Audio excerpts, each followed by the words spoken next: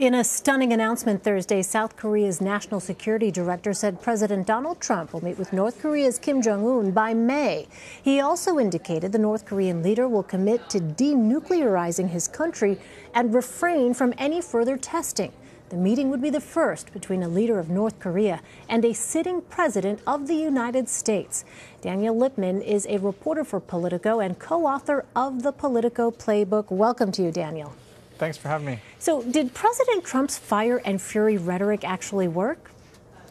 You know, it appears that there's going to be some diplomacy on the Korean Peninsula. You know, it's not guaranteed that it worked because it's just a meeting, and presidents for many years have tried to get the North Koreans to abandon their nuclear weapons.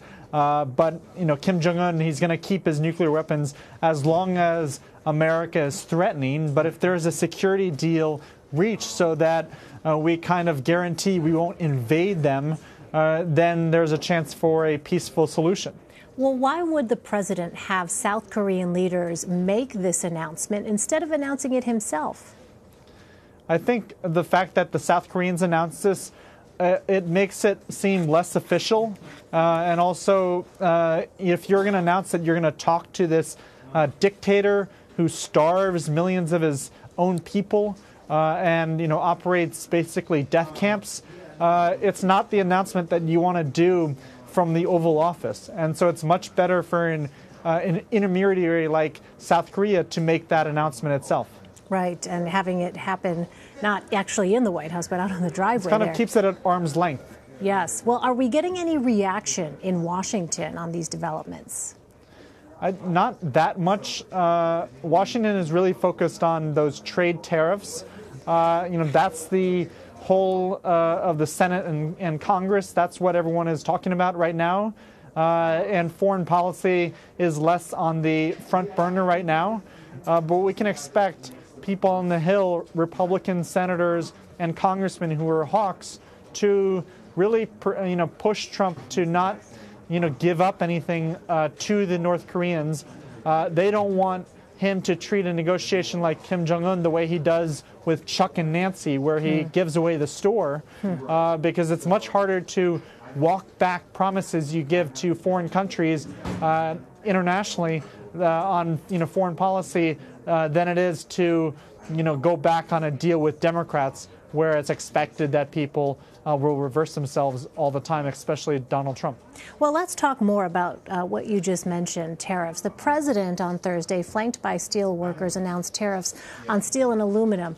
At an event in Atlanta, House Speaker Paul Ryan implored the president to take a more narrow approach. Let's take a listen. I think it was absolutely prudent and wise to exempt our allies in North America, particularly since we're in the middle of renegotiating NAFTA.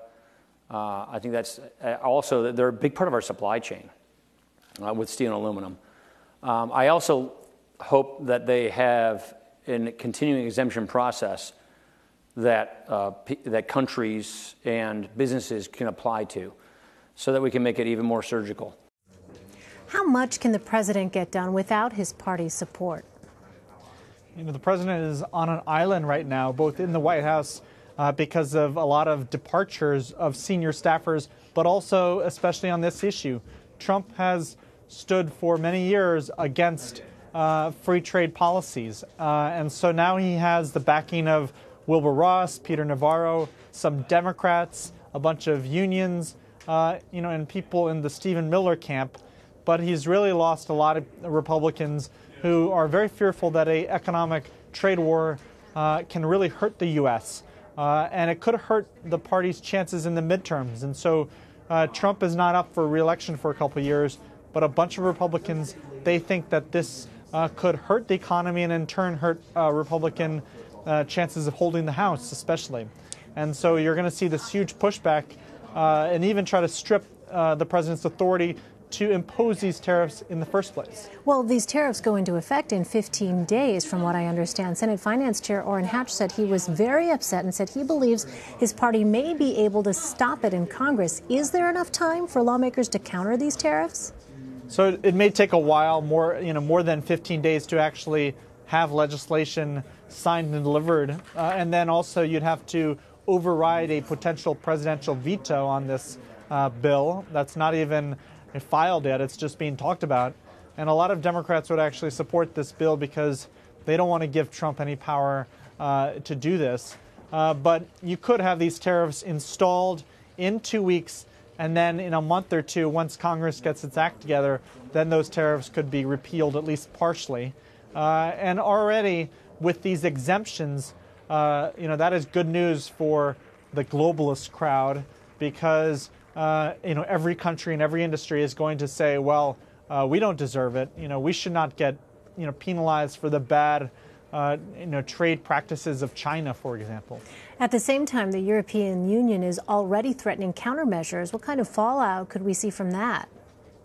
So they're trying to hit things like Kentucky bourbon, Florida orange juice, levy blue jeans, and really trying to make the case that if America goes forward with these steel and aluminum tariffs, then we would get hit with our pocketbooks, and our companies would lose orders for overseas because fewer people would want to buy more expensive American products.